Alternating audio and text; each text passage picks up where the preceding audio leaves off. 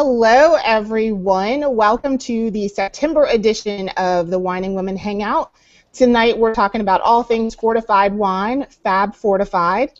It's a small category, we know, but we wanted to try something a little different, often relegated to sort of that after-dinner dessert wine category. We found a lot of new things to try, cocktails to try. So, ladies, why don't we reintroduce ourselves? Glennis, you want to go first? Mm-mm. No? Okay. I know Tanisha will. You said Tanisha, I'm sorry. Hello, I'm Tanisha, Girl Meets Glass. I definitely know I probably need to introduce myself since, y'all forgot I was a part of the group. But yeah. My blog is Girl Meets Glass. And yeah, I'm excited to talk about fortified wines tonight. Next up. Can we start Glennis again? What do you think about it? Yes, slave driver. Hi, everybody. Glennis Hill, Vino Noir. Pleasure to be with you, talking about fortified wines of all types. Enjoy yourself. Miss Leslie. Hi, I am Leslie with the Vino 301 Wine Concierge, and I am all things Maryland wine, so don't be surprised if I talk about a Maryland wine today. And I am happy that Tanisha is able to join us tonight. Yes.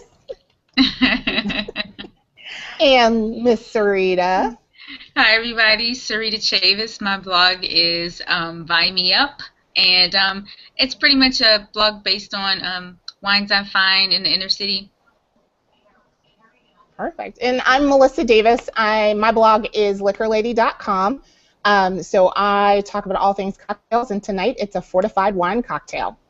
So before we get started and talk about what it is that's in our glass, does anybody want to level set and talk about what a fortified wine really is? I won't even look at you, Glennis. I won't look at you. Any takers? Okay, there you go. So, when you're talking fortified wine, a fortified wine is made in the same way regular wine is, in the fact that you pick the grapes and then you send them through the fermentation process. The difference in fortifying a wine is you stop it mid-fermentation. You add in either a brandy, depending on the level of sweetness you want in your final wine, or a neutral grape spirit. You add that in, then you continue the fermentation process. And then once that ferments, you have a higher level of alcohol. You also have a little bit more sugar. And so that's why most fortified wines are sweet. There are some that aren't as sweet. If you start thinking about like Marsala, some vermouths, and some sherries, they'll add in the neutral grape spirit much closer to the end of fermentation. Like right before it ends fermentation, or maybe sometimes as they sense it ending, they'll add in the neutral grape spirit to it. So that's how a wine is fortified. Alcohol levels are usually 18% and above. Not as high as, say, like vodka, or if you were just drinking brandy, but it is higher than just regular wine. Well, that was perfect. I mean, teach, Tanisha, teach. There you go. There you go. I'm just past the same Professor GMG at your service. Okay, so now that that's out of the way, why don't we talk about what's in our glasses tonight? Does anybody want to start? I'll go first. So mine is a little different. Can everybody see it? Oh, that one. It's okay. Good. Yeah, right. So on the back, I've never had it before. It was about $10 at Old Line. That's where I got it from. Wow. And on the back it says great wine with sugar beet neutral spirits. And it has this like caramel color. I actually made a cocktail out of it because it's pretty sweet. It's like a thick ginger beer. Yeah, with not that much bubble, but it's really thick. And I just added some lime juice and some sparkling water and a little fresh lime, and it's actually really good and refreshing. But it's different, and it seems like I would buy a case of this and just to have it around because it's so good. It's really, really good. But it reminds you of a ginger beer, like a really thick ginger beer, or almost like a liqueur. But it's pretty good. I'm glad I chose this one. It's Quick different. note about that. I think you had already left WBC when we were in the Rosa Regale. Those guys when they had that the sweet party. Uh-huh. It had some Stone's ginger. That's why when you said ginger, I thought like, I wonder did she have the Stone's ginger wine? And you know, I always keep right. So you know, I always keep some brown liquor on my person. So I happened to have some bourbon, and so I went and got the bourbon. I mixed that with the Stone's ginger, couple squirts of lemon, like a lemon wedge, and then if you want to top it with sparkling water, because I like things to bubble a little bit, so I usually kind of sparkling water tonic, something like that. You got yourself a cocktail. Yeah. And I wanted to do the mule, the Moscow mule, but since Melissa did that and she had the actual cup, I was like, I can't even do it anymore because I can't even do it anymore. But anyway, they do have those copper mugs at Target. So yes, they do. Yes, I've seen them. Yeah. And snatch a couple up. Yeah. What's the price point on the Stones? It was about $10. Yeah. That's awesome. No, I just did a big thing on ginger beer, and I love that that's got. I mean, ginger is fantastic right now. Yes. But that's a really cool idea. I'm glad you and you have to really like ginger. It has really big ginger flavors in it. So yeah. That's awesome. Yeah, I'm glad I had the bourbon because it was actually a little too strong on the ginger for me. Yeah. So, okay, like you cut it with water, but no, I'm like, no, cut it with bourbon, it's fine. So, each her own.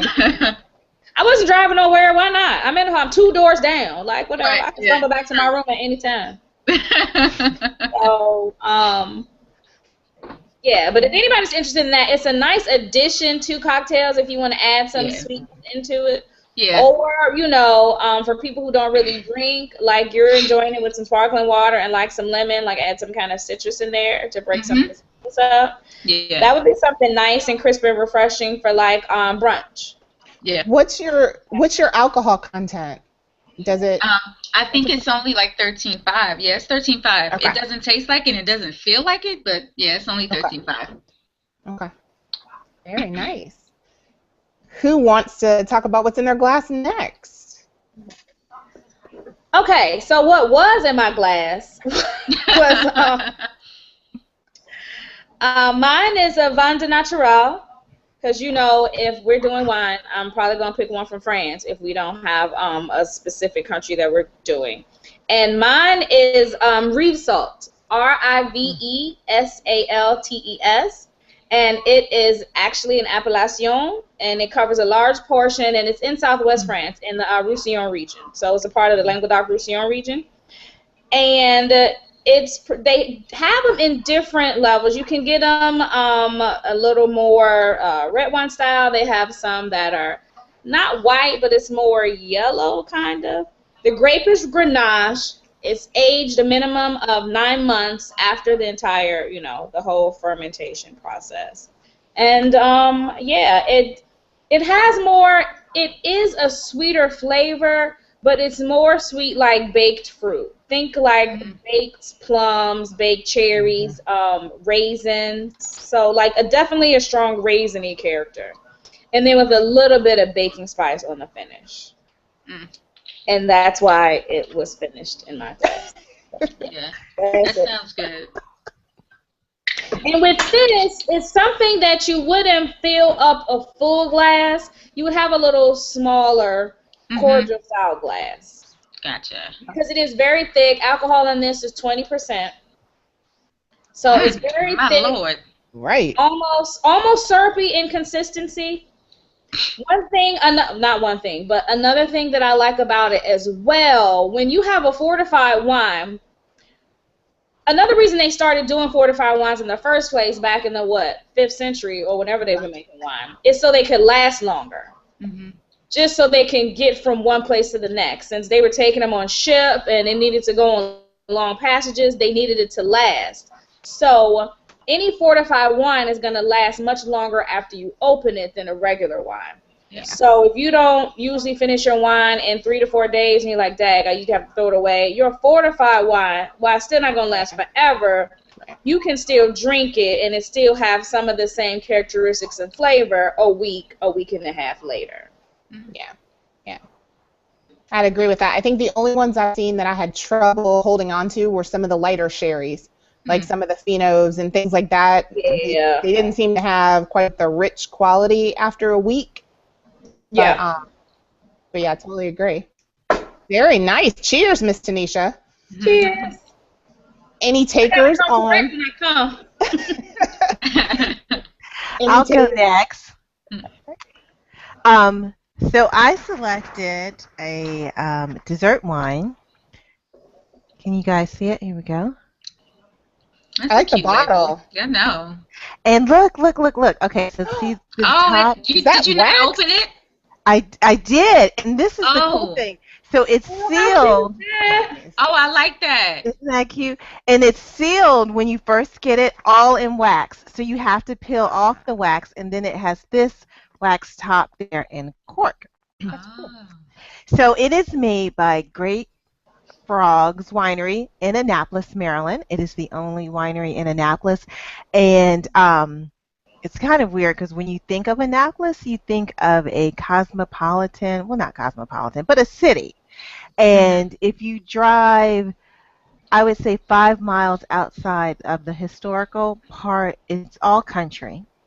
And so they have a little farm there, and the people who own Great Frogs they were partnered with Frederick Sellers in Frederick, Maryland. And then they dissolved that partnership. But the grapes from Great Frogs used to be the same grapes for Frederick Sellers. So they have an established history. They just have rebranded themselves. And the people who own this have a Navy background, which is appropriate for it being in Annapolis. So many of their wines, especially their dessert wines, they commission one every year for Commission Week for the Naval Academy, and they have like a special label for them, which I thought was really cute. Oh, nice. So this weekend, I did a wine tour there, and I was a little nervous trying the wine in the beginning because I didn't know. I tried their other wines, but I had not tried their dessert wines. And so when I saw this and it had Lollipop Red on here, it kind of like screamed, oh my goodness, this is going to be like a Moscato type of overly sweet. But it isn't. It's 18% alcohol, and it has rhubarb flavors, which I thought was really unique because of the color. I don't know if you can see how dark it is. It's really... Yeah. Oh, yeah. Yeah, it's really a dark color. So I was thinking more of cherry undertone, that deep berry, but it's not. And because I think it has that rhubarb, also kind of a nutty flavor to it, it's not overly sweet. It doesn't hit you in the face to say, hey, I'm a dessert wine and I'm really sweet and syrupy. It's kind of subtle, the sweetness to it, but when you sip it, you definitely feel the alcohol. The 18% stands out, and it's very enjoyable. And they suggest, and the other thing why I was kind of apprehensive before I tried it, they suggest using it as a base in a sangria, but I completely understand why they say that. I think this would be a great base in a sangria to use as a cocktail or something else. But just sipping it by itself is completely delicious, and I really enjoy this one. What size bottle is that? It is, that's a very good question, 375 milliliters. 375, yeah. Mm-hmm. And it's very unique. And I would encourage, if you are in the Annapolis area, to go out. The one thing about them is that they are not open to the public, so you have to make an appointment. But I tell you, you make an appointment and you are treated like the first lady there. They take so much time with their tasting. They're very proud of the product that they produce and really give you, like some places when you go to a tasting room, they just pour and run you in and out, but they take time to explain their product and several pours, and you can walk around and they give you a tour of the facility. It's one of, I think, the better wineries for what you're paying to go there. You said they Very nice. commission a bottle for each class or something. Do they use a different artist for each label, or do they go back to the same artist, or do you know? I don't know. That's a very good question. I don't know. They had just, uh, unfortunately, I had a relative visiting in town, and so I bought that bottle and I gave that one to her. Um, but I had the one for the 2014 class Okay, for Commission Week. that's interesting. Mm-hmm. It's And really hey, nice. Leslie, can you hold up your bottle one more time? Sure. You said it's a port style wine? Yes. Does it call out like what? Oh, there we go. That's very Oh, just cute. dessert wine. Okay, It's a dessert wine. gotcha. Perfect. It's really cute. I like that. Right in our own backyard. Mhm. Exactly. I guess it's my turn, huh?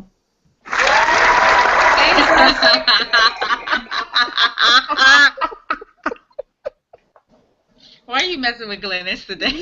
No, that was thanks to Leslie for going. That was for Leslie. That was for Leslie. I thought people crashed our hangout. Hot dog. No, that was Leslie. Sorry. Oh man. I couldn't clap for myself. Like, who does that? I mean, I could. Coulda. Like, whatever. All right, Miss Glennis, would you like to go next?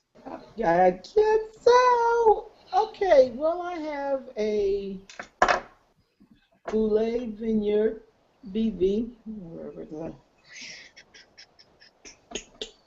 three. Yeah, I've seen that before.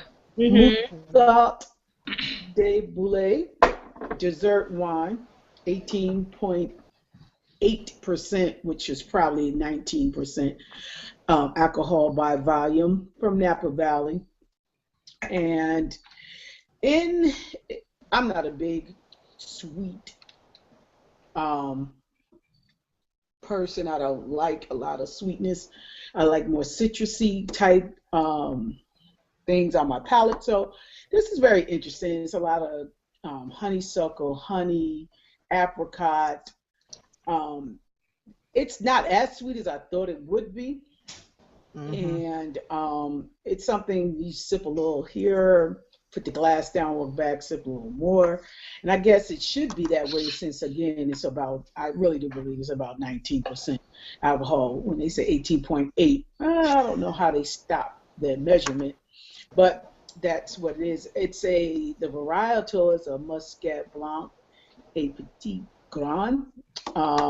It is actually, price point is $5.95. That's why I picked it up off the shelf, because I knew I wouldn't be able to finish it, and I didn't want to waste a lot of money. So I guess you could say it's a great buy for the price point. It is. I guess you would pair with things that have like an oil base. Well, I guess like duck, foie gras, some pâtés. Some desserts with nuts in it, because I think it will complement a kind of nutty dessert. And like Tanisha said, it's also a vin du naturel, and that's it. So, cheers. Cheers. Cheers.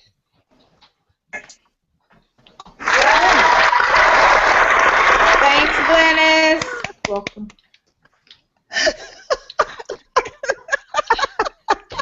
I can't even talk after that. Tanisha and the effects. Love it, love it. So I guess it is my turn. I did Churchills Tawny Port. Let's see, can you guys see this? Yeah. So from the Douro Valley in Portugal. And tell you, I am a port virgin. This was my first time actually ever having a port. It has Shut been. up. No, I'm not kidding. I have not had port. If I had port, I didn't know I had port. Are you serious? It has been. I am so serious. Wait, why? Because they were very scary to me. I hadn't had sherry until Tanisha's birthday safari crawl, until we went to Mockingbird Hill. I think maybe I'd had it once before, but that was the first time I tried multiple sherries. So Wow. I've always thought of fortified wine as sickly sweet and tough to drink, and I was like, what am I going to do with this?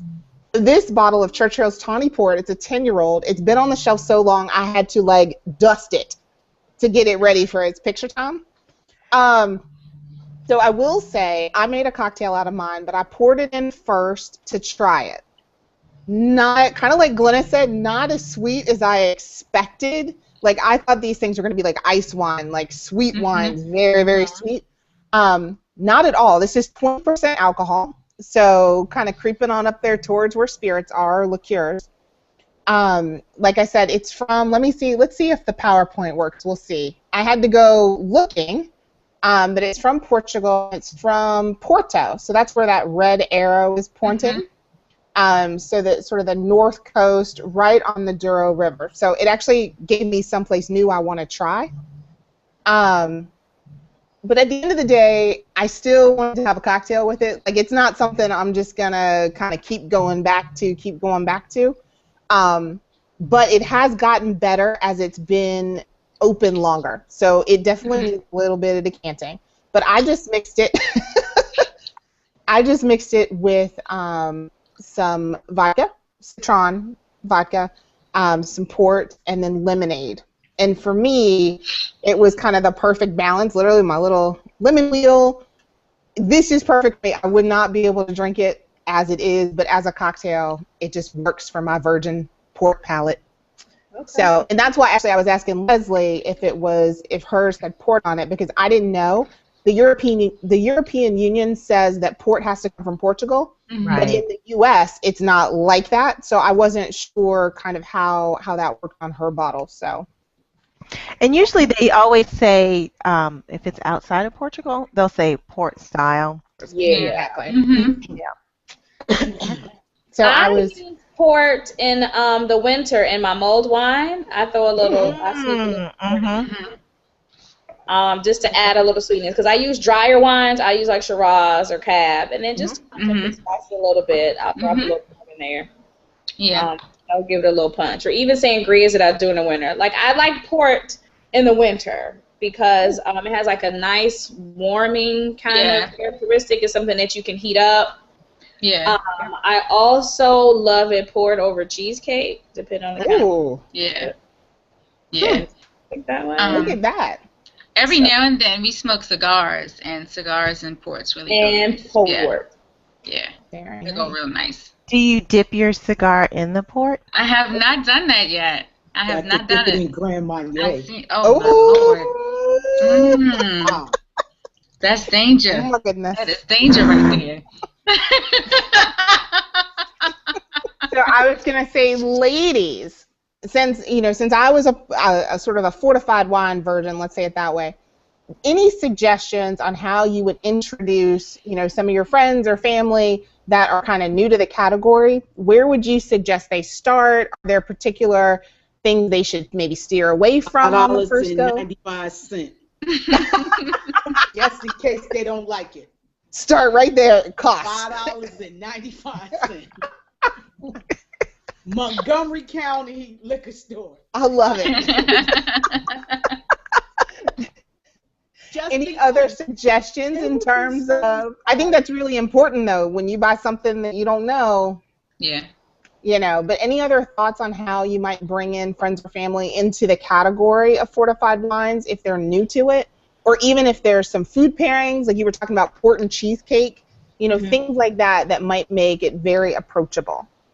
I would say start with, since a lot of people drink Moscato and are okay, with the sweetness level of Moscato, I would say start with Muscat type of fortified wine. And that way it's still in kind of the same family, but it just has a little more, the consistency is thicker. So fortified wines, at least the ones that I've had, like, you don't pour them like wine. somewhere between like wine and syrup. So it's a little thicker than wine, but not as thick as like syrup or honey. So I would start with something white, definitely. And if you get one with the Muscat grape, it has some of the same flavors and sweetness of Moscato. It's just a little heavier, more substantial. And then I also would make sure I say, okay, you're not drinking it in your regular size. Okay, don't matter. Yeah.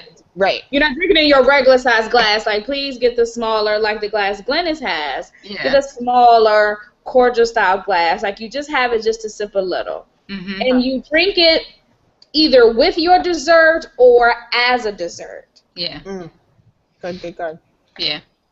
I would that's probably, and if I was going to tell them something to stay away from, I would say stay away from sherry and Madeira if you're new to it, because those are a little harder to find one that you would probably like, or to know which ones are sweet as opposed to which ones are dry. That's something you just have to know. Kind of like if you see a bottle of Bordeaux, it may not say Bordeaux on it, but you know the region is Bordeaux and you know what grapes they are. So I would say stay away from sherry and Madeira. I would stick to something made from the Muscat grape, a port, or maybe even a vin de naturel, whether it be from Reef Salt, it be from Maury, it be Banyuls, something along those lines. That's really good advice. I think for me, I wanted to use what I had in my house, but the fact that it was a 10-year-old, so mine's a Tawny port, not just a regular port, so it's red grapes, but it's been aged in a barrel. So it's got a lot of those characters. It's got that nuttiness. It's got it's richer, kind of like you would think about some bourbons or rums. When they're in a barrel, it gets some of that quality because of the oxidation and the evaporation. But I wouldn't recommend a Tawny port for somebody just starting out unless you're kind of a bourbon, Scotch. Those are the flavors you normally gravitate toward. So. For me, it worked because I'm a bourbon girl, but I'm not sure it would be the most approachable for somebody new to category. I don't know. I'm trying to pull that up because there are different levels of port, and I don't know them. They are. Let's see. So styles of port. Let's see. Styles of port. Thank you. Colheita, ruby port, white port, vintage, crusted. The list kind of goes on and on. But there's ruby is apparently the most mass-produced. I didn't even know that. I didn't know until today that there was white port. Yeah. So, yes, and you know what's good? White port and tonic is fantastic in the summer. What? Oh my gosh! This guy at the winery just said that, and I had never tried that before. White port and tonic with a little lime. Yeah. Interesting. Yeah. Very nice. So would you suggest, because I am far from a port person, I actually don't even think about it, quite honestly. I think it's something that's overlooked when you're thinking about an after dinner drink. I don't necessarily think about it. But would you suggest introducing it as a cocktail first, or trying it by itself? Here's the thing. It depends. Cocktails make sense, but if you're introducing it as a cocktail, I don't think that will help them be able to drink it on its own later. Okay.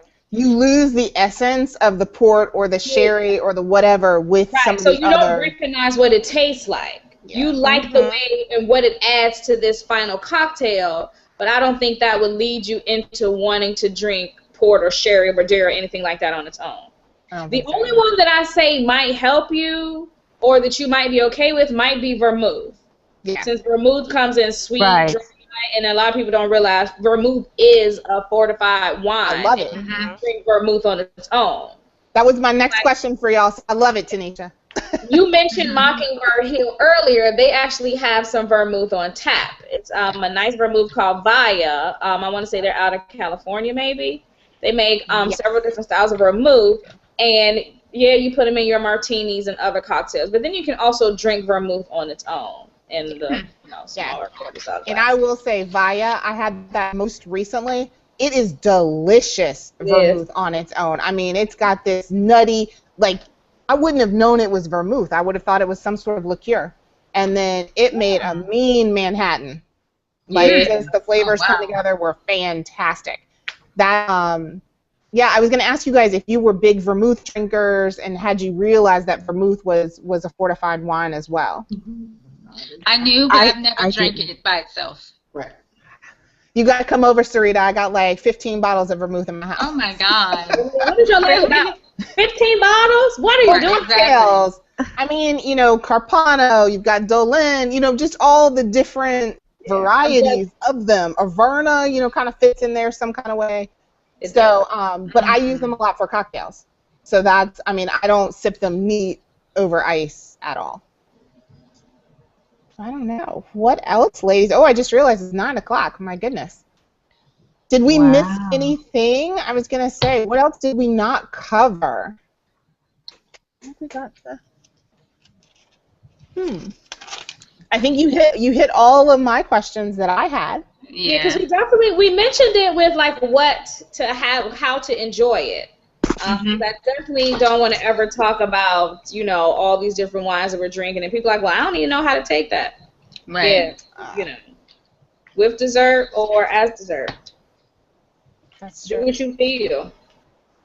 And that's just some of them. If you do, because we've all had everything that we discussed tonight was more on the sweeter side. There are very dry fortified wines that you can have before dinner, that you can have with like a cheese plate, with your charcuterie, that you can have with nuts. I know a lot of sherry goes fantastic with nuts, and then also ham, because that's how they serve it in Spain. You sit on this by the water, they give you a glass of sherry, some nuts, and some meat, and you just go crazy. Now that sounds like a good vacation. Right. You might do that tomorrow. Sherry and ham. Sherry and ham. Very cool. Well, I was going to say, Sarita, Leslie, Glennis, Tanisha, anything else for the evening? Nothing from me. All right. Well, I was going to say, cheers, ladies. It has been a blast. I'm glad we got to talk Fab Fortified. And have we picked a date and topic for next time? Do we have anything on the calendar for October? I didn't think so. That's okay. We'll get back to everybody about that. Yeah. It's wonderful. Cheers. Good night, everyone. Cheers. Good night. Good night.